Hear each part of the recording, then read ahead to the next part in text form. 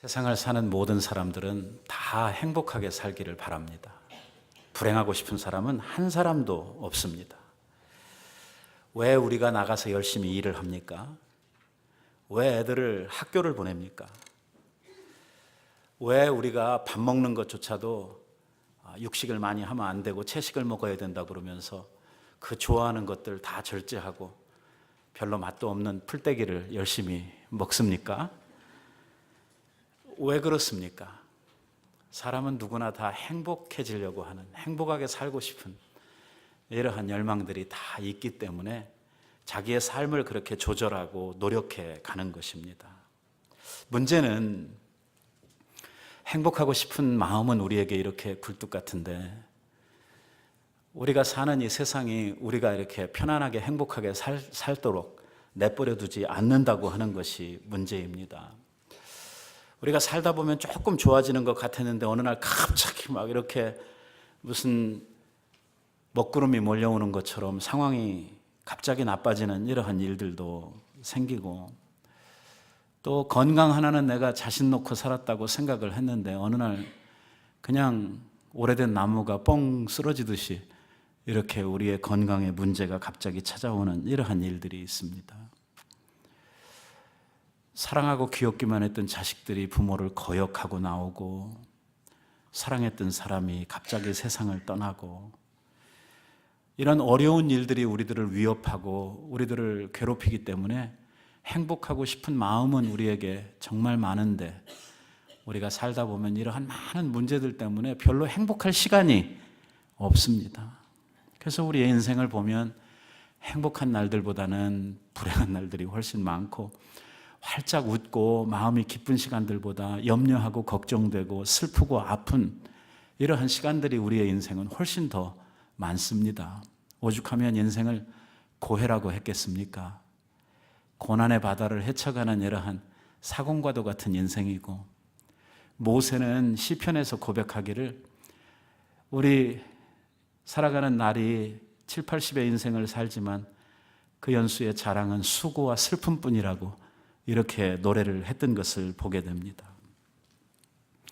아침에는 희망을 가지고 웃고 집을 나갔는데 저녁에 돌아올 때는 그렇게 밝고 웃는 모습으로 돌아온다고 하는 보장이 없습니다. 나가서 어떤 일을 만날는지 또 누구를 만나서 괴롭힘을 당할는지 우리는 알 수가 없죠. 어떻게 하면 우리들이 이러한 많은 우리의 삶에 다가오는 문제들, 역경들, 시련들, 이러한 모든 환경들, 이러한 것들을 뛰어넘어서 우리들이 행복을 유지하면서 살 수 있을까요? 그렇게 살 수만 있다고 하면 정말 좋겠는데 말입니다. 오늘 우리가 읽은 본문의 말씀에 보면 아주 인생의 심각한 위기를 맞이하고 있는 한 여인을 소개를 하고 있습니다. 1절 말씀에 보니까 남편이 선지자가 되기 위해서 선지학교에서 공부를 하던 학생이었다고 이렇게 기록을 하고 있습니다. 그리고 하나님을 경외하는 사람인 줄을 당신이 아십니다 하는 말씀을 보니까 선지생도라고 그래서 다 믿음 좋은 건 아닌데, 특별히 여기 나오는 이 죽은 이 선지생도는 선지자가 인정할 만큼, 다시 말하면 선생이 인정해 줄 만큼 아주 돈독한 이러한 신앙을 가진 이러한 제자였던 것 같습니다. 그런데 불행하게도 이 선지생도가 학교에서 배움을 닦다가 죽고 말았습니다. 어떻게 죽었는지 알 수가 없어요. 성경이 적고 있질 않으니까 어떻게 죽었는지 알 수는 없지만 병으로 죽지 않았겠습니까? 왜 그렇게 유추하느냐면 빚을 많이 남겨놓고 간 거 보니까 대부분 이게 집에 빚 많이 남기고 가는 집들 보니까 남자가 죽을 때 병 들어가지고 죽으면 그런 경우가 많이 있더라고요. 그러니까 딱히 적고 있지는 않지만 우리들이 유추를 해볼 때 이 생도가 아마 몸이 좋지 않아서 지병으로 오래 앓다가 죽지 않았겠나 하는 그러한 생각을 하게 되는 것이죠. 아무튼 죽으면서 이 집에 굉장한 이 빚을 남겨놓고 갔다고 하는 것입니다. 이 남편을 보내고 슬픔이 채 가시기도 전에 빚쟁이들이 찾아와 가지고 돈 갚으라고 아우성입니다.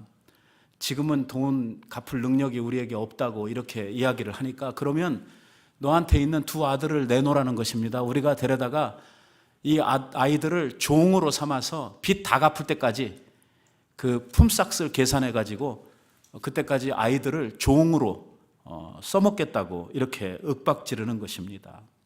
남편을 잃어버리고 이제 과부가 되어서 살아갈 것도 막막하고 이제 남은 것은 자식들밖에 없는데, 그나마 그 자식들 위로로 삼고 소망으로 삼고 살아가야 할 이 과부가 된 선지생도의 아내에게 아들까지 빼앗아 간다고 하는 이러한 소식은 정말 암담하고 더 이상 살 수 있는 이러한 힘을 지탱할 수 없을 만큼 고통스러운 이러한 현실이 아닐 수가 없는 것입니다. 그래서 선지생도의 아내는 이 선지자를 찾아와 가지고 자기의 당한 형편을 이야기를 하고 좀 자기를 도와줄 것이 없나 이렇게 물었던 내용이 아까 우리가 읽었던 본문의 내용입니다. 이렇게 딱한 처지에 있는 이러한 정말 우리가 깊이 생각하지 않아도 정말 불쌍한 이러한 사람들이 어디 유독 이 여자 하나뿐이겠습니까? 오늘 우리의 주변을 조금만 주의 깊게 돌아보면 말을 안 하고 있어서 그렇지 정말 딱한, 정말 힘든 이러한 사람들이 우리에게도 정말 많이 있는 것을 보게 됩니다. 미국이라고 사람들은 좋은 나라에 와서 풍요롭게 잘 살 것이라고 이렇게 생각하지만 의외로 미국에 살면서도 정말 때거리를 걱정해야 되고 또 삶에 많은 이러한 위협들을 가지고 불안 속에 살아가는 이러한 사람들이 우리에게 많이 있는 것을 우리는 보게 됩니다. 이게 가진 사람들은 그러면 걱정이 하나도 없고 삶이 항상 편안하냐? 꼭 그렇지도 않습니다. 이게 보면 있는 사람은 있는 사람대로, 없는 사람은 없는 사람대로, 또 배운 사람은 배운 사람대로, 또 못 배운 사람들은 못 배운 사람대로 이 신분의 고하 그리고 사람들의 어떤 처지와 상관없이 우리 모든 인생들은 삶의 이러한 고통들, 어려움들 이러한 것들을 다 안고 살아가고 있습니다. 물론 그 고난의 정도의 차이가 사람에 따라서 좀 있기는 합니다만은 그래도 문제 없는 이러한 인생은 하나도 없다고 생각을 해도 과언이 아닙니다. 우리가 보기에 어떤 사람은 정말 행복할 것 같고 그 사람은 정말 걱정이 한 개도 없을 것 같이 보이는 이러한 사람도 실제로 마주 앉아서 이야기해보면 그 속을 앓고 있는 남한테 꺼내놓지도 못하는 이러한 고통이 그 가운데 있는 것을 우리는 보게 됩니다. 여기서 우리들이 한 가지 꼭 생각해야 될 진리가 있습니다. 그것은 뭐냐면 오늘 이러한 문제들, 우리가 만나는 이러한 삶의 시련들, 슬픔과 아픔과 고통에 대한 이러한 현실을 그냥 내 가슴에 그냥 꽁꽁 안고 그냥 이것을 내 스스로 감당하기 위해서 그냥 아파만 하고 고통 당하는 거, 하나님께서는 우리가 그렇게 사는 것을 원하시지 않습니다. 오늘도 하나님께서는 문제가 있는 성도들, 오늘 삶에 고통이 있고 아픔이 있는 성도들이 주님 앞에 그 문제를 가지고 나오기를 하나님께서는 원하시는 것입니다. 고통의 멍에 벗으려고 주님 앞에 나갑니다. 우리가 주님 앞에 나갈 때 우리의 고난이, 고통이 벗어지게 되고 빈궁한 삶이 부해지고 우리의 연약한 몸들이 주님 앞에 치유를 얻게 되고 오늘 우리의 문제들이 하나님 앞에 해결함을 받을 수 있다고 하는 것이죠. 오늘 나 홀로 내 인생의 문제를 가지고 밤샘을 하면서 고통하고 씨름하는 이러한 것은 그리스도인으로서 얼마나 어리석은 이러한 일인지 모릅니다. 여러분, 정말 이 여자 우리가 생각해 보면 너무너무 답답하고 너무너무 고통스러운 이러한 상황에 있었습니다마는 이 여인이 그러한 상황에서 그의 삶을 180도 확 바꿔 놓을 수 있었던 첫 번째 그 여인의 아주 지혜로운 선택은 뭐냐면 자기의 그 암담한 현실을 가지고 누구에게 갔습니까? 하나님의 사람에게 나아갔다고 하는 사실입니다. 이게 굉장히 중요한 것입니다. 하나님의 사람 엘리사에게 가지 않았더라 그러면 이 여인은 그 가운데에서 헤어날 길이 절대로 없는 것입니다. 계속해서 고통당하고 계속해서 이렇게 마음앓이를 하다가 결국은 아이들도 빼앗기고 어쩌면 자기 스스로 세상을 등져야만 하는 이러한 상황까지도 벌어졌을는지 모르는 것이죠. 오늘 이 과부에게 있어서 이제 고생 끝 행복 시작의 이러한 인생 전환의 그 첫 번째 발걸음은 하나님의 사람, 이 선지자를 찾아갔다고 하는 이 사실이 얼마나 지혜로운 이러한 선택이었는지 모릅니다. 오늘 우리들도 마찬가지입니다. 우리에게 어떤 문제가 있습니까? 고난이 있습니까? 남모를 이러할 아픔이 우리들 속에 있다고 하면 우리는 이 문제를 가지고요 혼자 낑낑대지 말고 예수 그리스도께, 우리 하나님께 나아가야 합니다. 이것이 얼마나 지혜로운 선택이고 이것이 얼마나 우리의 인생을 바꾸어 줄 수 있는 이러한 정말 좋은 생애 방법인지 모릅니다. 문제가 있습니까? 하나님께 나아가야 합니다. 아무것도 염려하지 말고 오직 모든 일에 기도와 간구로 너의 구할 것을 감사함으로 하나님께 아뢰라. 그리하면 모든 지각에 뛰어나신 하나님의 평강이 그리스도 예수 안에서 너희의 마음과 생각을 지키시리라. 우리의 마음이 아무리 무너지고 우리의 마음이 아무리 불안과 두려움에 휩싸여 있다고 하더라도, 우리의 마음이 아무리 큰 슬픔이 있다고 하더라도 진정 주님 앞에 나아가 내 마음을 쏟아놓고 아버지의 이름을 부를 때에 주님께서 우리의 마음에 세상에서 줄 수 없는 이러한 평안을 우리에게 허락해 주신다고 약속하고 있는 것입니다. 너희 중에 누구든지 지혜가 부족하거든 모든 사람에게 후히 주시고 꾸짖지 아니하시는 하나님께 구하라. 그리하면 주시리라고 말씀합니다. 여러분, 항상 우리의 문제를 해결하실 수 있는 분은 하나님이십니다. 하나님에게는 불가능한 일이 없습니다. 우리가 하나님을 믿고 따르며 하나님을 신뢰하는 이유가 바로 여기에 있습니다. 우리 하나님, 우리 아버지는 전능자이십니다.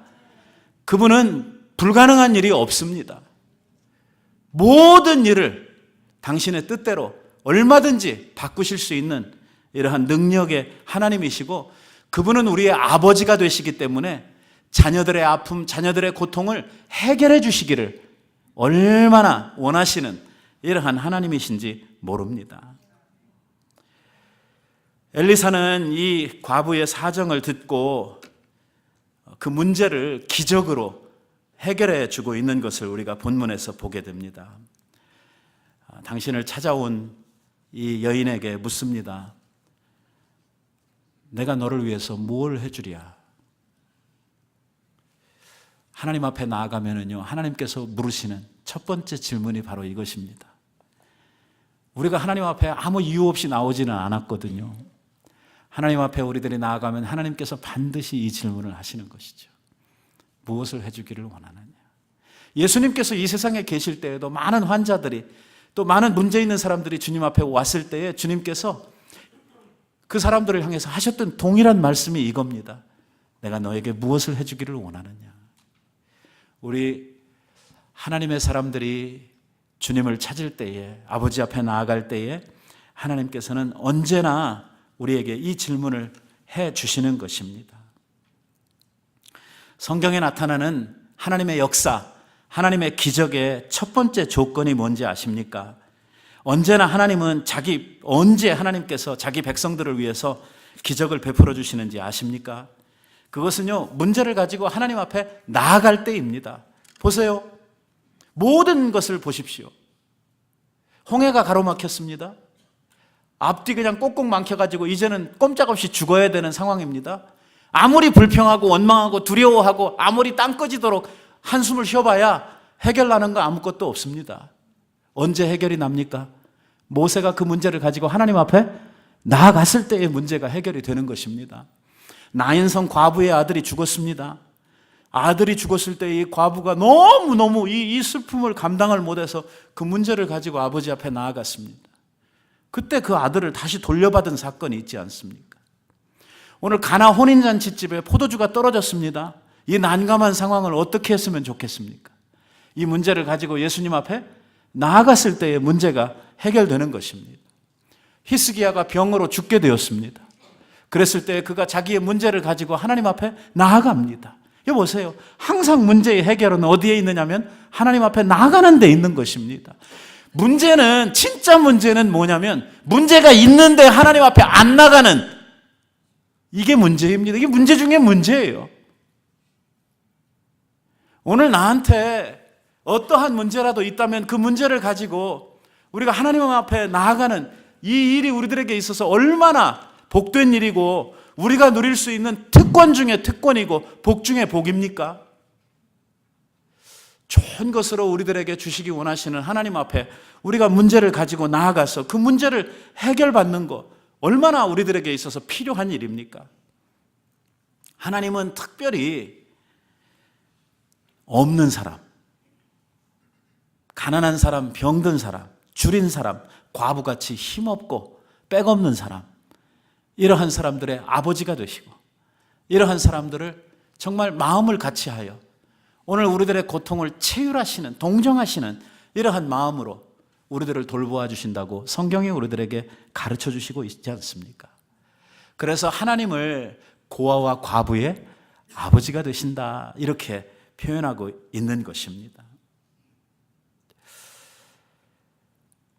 여러분, 성경에 보면은요, 이 과부를 표현하고 있는 이러한 많은 그 성경의 표현들이 있는데, 성경에 나오는 그 과부를 좀 큰 의미로 우리들이 바라보고 해석을 하게 되면 어떤 의미로 이 과부를 성경에서 자꾸 이야기를 하느냐면, 진짜 남편을 잃어버리고 과부된 사람도 과부지만 성경에서 이 과부를 은유적으로 이렇게 표현을 할 때에 누구를 두고 이야기하냐면 우리 성도들을 두고 이 과부라 이렇게 이야기를 합니다. 곤고한, 힘없는 이러한 하나님의 백성들을 과부라고 표현을 하죠. 여러분들이 이 말씀을 들으면 금방 그 의미를 아실 수가 있을 거예요. 예레미야 애가 1장에 보면 이러한 말이 나와요. 슬프다 이 성이여, 본래는 거민이 많더니 이제는 어찌 그리 적막히 앉았는고, 본래는 열국 중에 크던 자가 이제는 뭐 같아요? 과부 같고, 본래는 열방의 공주 되었던 자가 이제는 조공을 드리는 자가 되었도다, 이렇게 말하고 있어요. 여기에 과부가 누구냐면 예루살렘에 살고 있는 하나님의 백성들을 지칭하고 있는 거예요.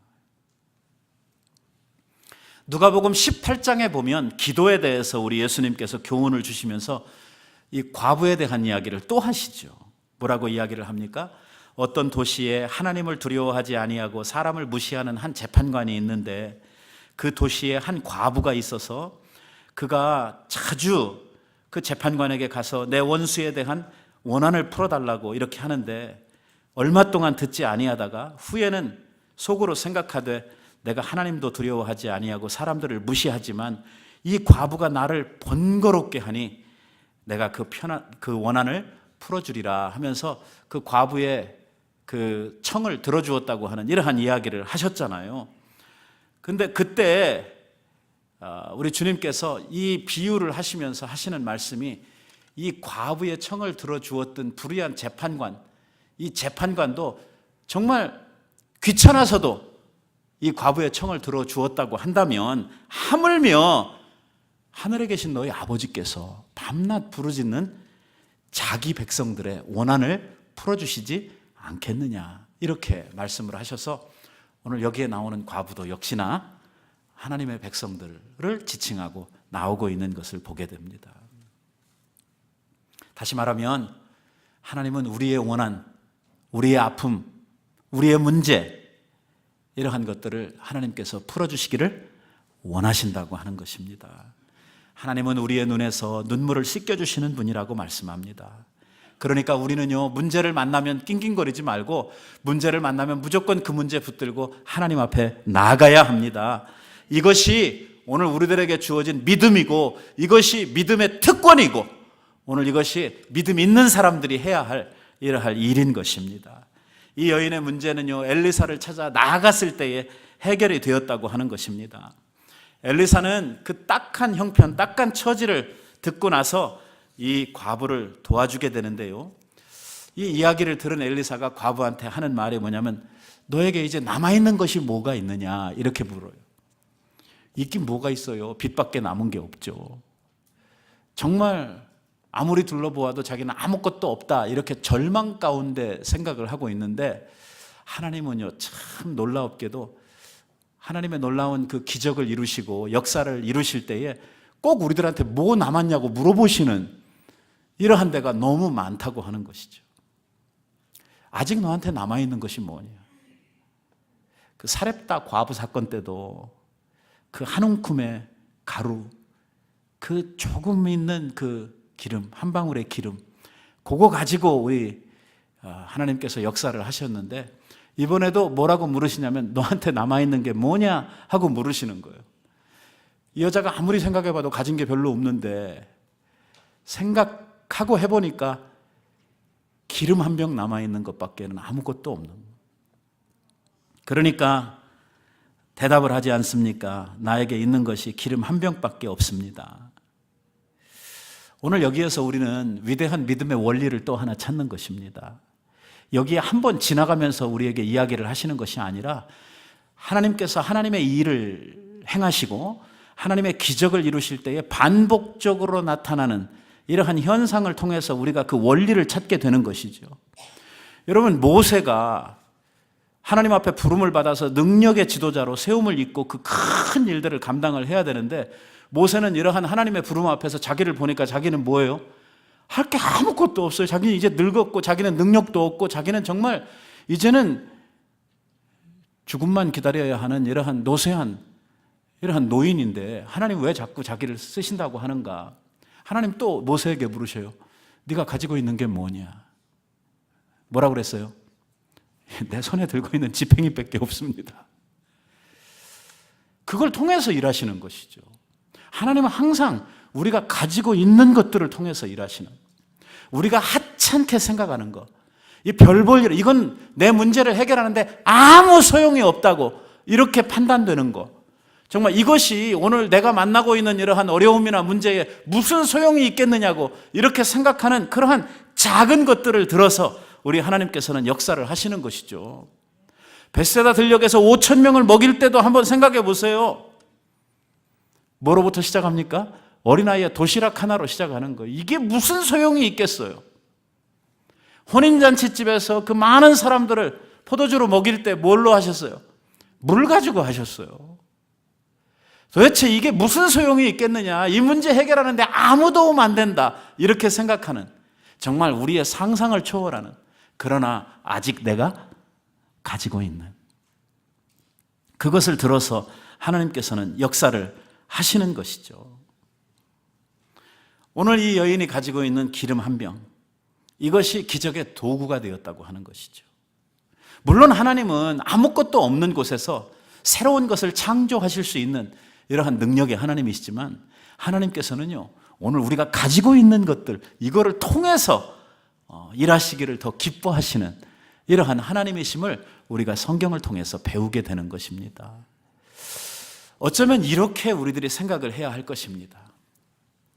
나는 없다고 생각하고, 나는 하찮다고 생각하고, 나는 별 볼 일 없다고 생각하는 이러한 부분들이 하나님의 눈으로 바라보면 너무 귀하고 너무 특별하고 또 하나님이 일하실 수 있는 이러한 큰 원인이 되어지는 이러한 것들이 우리 안에는 아직도 많다고 하는 것이죠. 문제는 우리가 믿음이 없어서 오늘 우리가 가지고 있는 이러한 위대한 이 자산들을 보지 못하고 알지 못하고 하나님의 손에 붙들림을 밟지 못하게 되는 것이죠.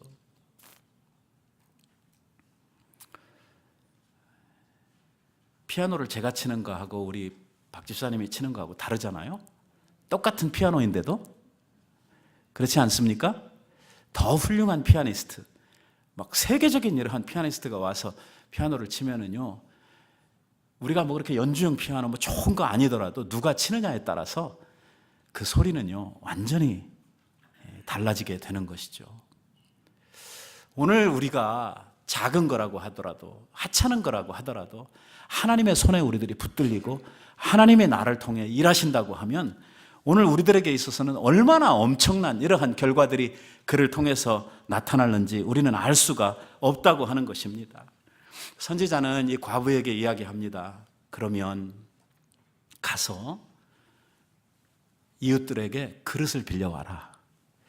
그릇을 빌리는데 조금 빌리지 말고 할 수 있는 대로 많이 빌리라고 이야기를 합니다. 아마 처음부터 이 이야기를 끝까지 다 해줬다라고 그러면 더 많이 빌렸을는지도 모르는데, 이게 어떻게 할 건지 이야기를 안 하고 가서 많이 그릇만 빌려오라고 이야기를 하는 거예요. 빈 그릇은 갖다 뭐 하려고 그러나 아마 그런 생각을 했을 거예요. 우리는 이 스토리를 다 알고 있기 때문에, 우리는 이 스토리의 전체를 이해하고 있기 때문에 이거 다 기름 부어주려고 하는 거지 이렇게 생각을 하고 있지만, 그 당시에 이 여자로서는 도대체 그릇을 왜 빌리라고 하는지, 그리고 그 여인으로서 생각하면 그릇을 빌린다고 하는 것 자체도 쉬운 일이 아니었어요. 왜냐? 이 빚쟁이거든요. 이제 누구한테 가서 뭐 빌려달라 소리를 할 수 있는 이러한 상황이 아니거든요. 뭐 빌려달라고 이렇게 그냥 빌 소리만 해도 그냥 사람들이 차갑게 매몰차게 거절을 할 수밖에 없는 아주 빚이 가득 차 있는 이러한 여인이었거든요. 그런데 이 여자에게 가서 그릇을 많이 빌리라고 이야기를 했던 것입니다. 그랬더니 그 작은 기름병에서 그 온 그릇들이 다 채워질 때까지 그 기름이 끊이지 아니하고 나왔다는 거 아닙니까? 그리고 그 기름으로 말미암아 이 여자가 빚을 충분히 갚고 남아서 자기의 두 아들과 생활하기에 충분한 이러한 것이 되었다고 이야기를 하는 것입니다. 여러분, 오늘 하나님께서 우리들에게 주신 것들 결코 작은 것들 아닙니다. 내가 하찮다고 생각하는 거, 내가 별 볼 일 없다고 생각하는 그 속에도요, 하나님이 두신 위대한 이러한 능력의 자산들을 우리들이 가지고 있다고 하는 거 알아야 됩니다. 문제는 우리가 자꾸만 인간적인 눈으로 별 볼 일 없다, 하찮다, 뭘 할 수 있느냐, 아이고 네 인생이 무슨, 이렇게 하기 때문에 점점 우리들이 초라해져 가고 우리들이 점점 더 불쌍해 할 것이 아무것도 없어져 가는 것입니다. 오늘 우리가 우리들을 세상의 눈으로 또 믿음 없는 이러한 눈으로 바라보기 때문에 우리가 초라해 보이고 별 볼 일 없어 보이지, 하나님의 눈으로 보면 우리는요 너무너무 보배롭고 위대한 이러한 사람들인 것이죠. 그래서 이것을 알았던 이러한 사람들이 성경의 고백을 하기를 뭐라고 고백하냐면, 나는 여호와 앞에 존귀한 자라, 나는 하나님 앞에 면류관 같은 보배라고 이렇게 이야기를 하는 거예요. 여러분들은 여러분들이 그렇게 느껴지세요? 예, 아멘 할 수 있어야죠. 내가 하나님 앞에 얼마나 존귀하고 보배로운 존재인가. 세상을 다 주고도 살 수 없는 보배 중에 보배. 근데 이게 와 닿지를 않는단 말이에요. 이게 나를 보면 이게 보배 같지를 않고, 내가 어떻게 하다 이렇게 이 세상에 와가지고 이 모양 이 꼴로 살고 있는지 이렇게 생각이 든다는 거죠. 그러나 믿음은 뭐냐? 우리의 그러한 생각을 바꾸는 것입니다. 믿음은 뭐냐? 우리의 시각을 바꾸는 것입니다. 오늘 사람의 눈, 인간의 눈, 세상의 눈으로 우리들을 보는 것이 아니라 하나님의 눈으로 우리를 보기 시작하는 것입니다. 우리가 아까 예mě 찬송을 부르지 않았습니까? 우리의 시선을 돌려 하나님을 바라보게 될 때에 그때서부터 우리의 세상은 달라지는 것입니다. 오늘 우리들 자신들이 달라 보이고, 오늘 내가 만나는 이러한 오늘의 현실과 오늘의 문제가 하나님의 눈을 통해서 바라보면 달라지기 시작을 하는 거예요. 하나님은 우리에게 요구하시는 것이 믿음입니다. 이 믿음을 통해서 하나님 역사하십니다. 정말 내가 가진 것이 아무것도 없어도, 내가 정말 빈 항아리밖에 없고, 내가 정말 기름 한 병밖에 없고, 내가 마른 막대기 한 개밖에 들고 있지 않다고 하더라도 하나님은 그것을 통해서도 오늘 우리를 역사해 주시는 것입니다. 내가 배우지 못했다고 하더라도, 내가 정말 많은 재산이 없다고 하더라도 하나님은요, 우리를 존귀하고 아름다운 이러한 인생으로, 위대한 능력 있는 인생으로 하나님은 우리들을 얼마든지 바꾸어 주실 수 있다고 하는 것입니다. 하나님께서 말씀하십니다. 너는 내 말대로만 하라는 겁니다. 빌리라면 가서 빌려만 오라는 거예요. 그러면 누가 채우십니까? 하나님이 채우시는 겁니다. 빌리는 행위는 믿음입니다. 선지자가 말을 하니까 말대로 순종하는 것이거든요. 여러분, 이 바로 우리들이 하나님 앞에 가지는 믿음의 원리가 그것입니다. 믿음이 뭡니까? 하나님의 말씀에 순종하는 것입니다. 우리는 빌리라고 하면 빌리고 가져오라고 그러면 가져오고 이것만 잘하면 되는 것입니다. 기름을 어떻게 만들어낼 것인가? 이거는 우리 몫이 아닙니다. 이것은 하나님께서 걱정하실 일입니다. 분명한 것은 뭐냐면 우리가 그릇을 빌리기만 하면 하나님께서 채우신다고 하는 것입니다. 입을 크게 벌리라고 했습니다. 조금 빌리지 말고 많이 빌리라고 그랬어요. 그러니까 이왕 구할 거면 좀 크게 구하십시오. 여러분, 제가 기도회 하면서 몇 번 이야기하지 않았습니까? 이번 우리 에이시안 페스티벌에서 하나님께서 우리에게 대박 터쳐주실 거라고. 왜? 하나님께서 우리가 이렇게 벌써 이거 하는데 굉장히 도전도 많고 방해도 많이 받고 이렇게 하는 거 보니까 하나님이 벌써 일하시겠구나 하는 확신이 드는 거예요. 왜? 사단이 그런 것도 배 아파서 가만히 못 있거든요. 그래서 자꾸만 이러한 일에 방해를 피고 나오거든요. 지금까지 우리가 갔던 이러한 모든 에이시안 그 페스티벌의 펀드레이저보다 이번에 가가지고 제일 많이 성과를 올렸습니다. 제일 많이 올렸던 해보다 한 1,000불가량을 우리들이 더 올렸어요. 아이고 1,000불 가지고 뭘 이렇게 생각하실는지 모르지만 5불짜리 닭꼬치 팔아가지고 순수익만 5,000불 이상 올리려고 그러면 도대체 얼마를 팔아야 되는지 생각을 해보십시오.